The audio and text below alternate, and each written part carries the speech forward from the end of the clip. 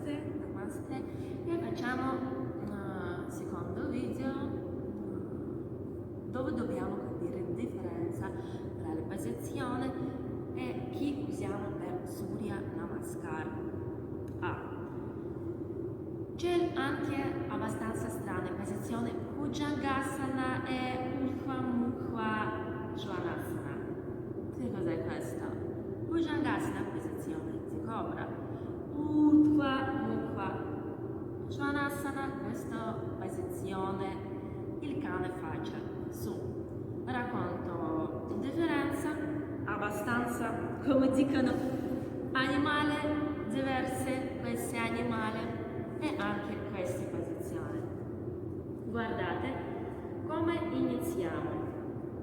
Se Bhujangasana, prima posizione, insieme il nostro piede, qui le mie spalle, sotto le mie spalle devono stare le mie palme e prima c'è due anche, apro il nuovo mondo, due posizioni, io ho raccontato già nel mio allievo, racconterò per voi.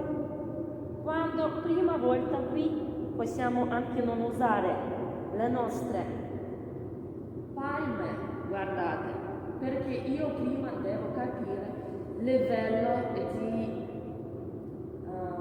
la mia schiena, dopo io mi sento qui e se posso, se la mia schiena è flessibile, io vado qui già, più ci provo massimo non è per dolore, ricordiamo, ci provo un po' di più se sento difficile, apro le mie spalle, vicinissimo ai miei gomiti e vado qui, guardate, oppure se io ce l'ho, ma le mie ossa, guardate, le mie ossa, scusa, sul mio pezzettino, italiano, ok, e guardate, e qui ho fatto, e dopo se io posso, se la mia schiena è flessibile, posso raddrizzare, ma sempre spingo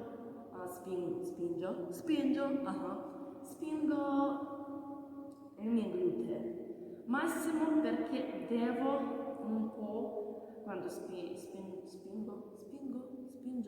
raga, scrivetemi come giusta, se così